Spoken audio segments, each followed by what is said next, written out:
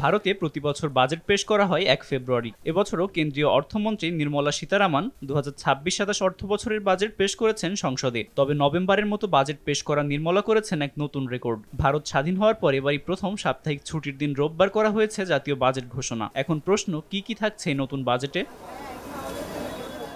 কেন্দ্রীয় অর্থমন্ত্রী নির্মলা সীতারামন এবার ২০২৬-২৭ অর্থবছরের জন্য ৫৪.১ লক্ষ কোটি রুপির কেন্দ্রীয় বাজেট উত্থাপন করেছে, যেখানে গত বাজেটের তুলনায় বার্ষিক ৭.৯% প্রবৃদ্ধি নির্ধারণ করা হয়েছে। রাজস্ব ঘাটতি ৪.৪% থেকে কমিয়ে ৪.৩% আনার লক্ষ্যমাত্রা নির্ধারণ করেছেন নির্মলা সীতারামন।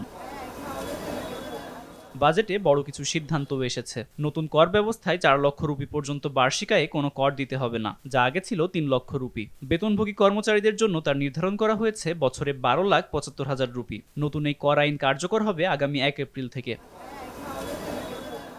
ডানকুনি সুরাত ফ্রেট করিডোর বা পশ্চিমবঙ্গ থেকে গুজরাট পর্যন্ত নতুন রেল যোগাযোগ স্থাপনেরও ঘোষণা এসেছে। অর্থমন্ত্রী প্রস্তাব দিয়েছে আরও ৭টি রেল করিডোর উন্নয়নের। উড়িষ্যা থেকে শুরু করে ২০টি নতুন অভ্যন্তরীণ জলপথ চালুরও সিদ্ধান্ত হয়েছে এ বাজেটে।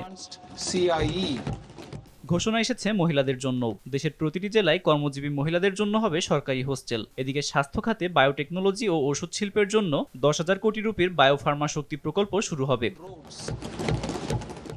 নজর দেওয়া হয়েছে আধুনিক শিল্প এবং এআই শিল্পের উপরও। সেমিকন্ডাক্টর গবেষণার জন্য ৪০,০০০ কোটি রুপি বরাদ্দ ঘোষণা শুরু হয়েছে। সেমিকন্ডাক্টর গবেষণার জন্য ৪০,০০০ কোটি রুপি বরাদ্দ করে শুরু করা হয়েছে মিশন 2.0। এছাড়া ক্ষুদ্র মাঝারি শিল্পের জন্য ১০,০০০ কোটি রুপির বিশেষ গ্রোথ ফান্ড তৈরি করা হয়েছে।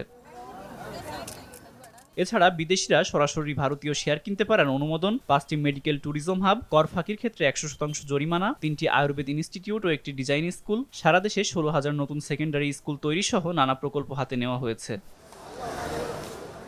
আব্দুল মালেক, RTV।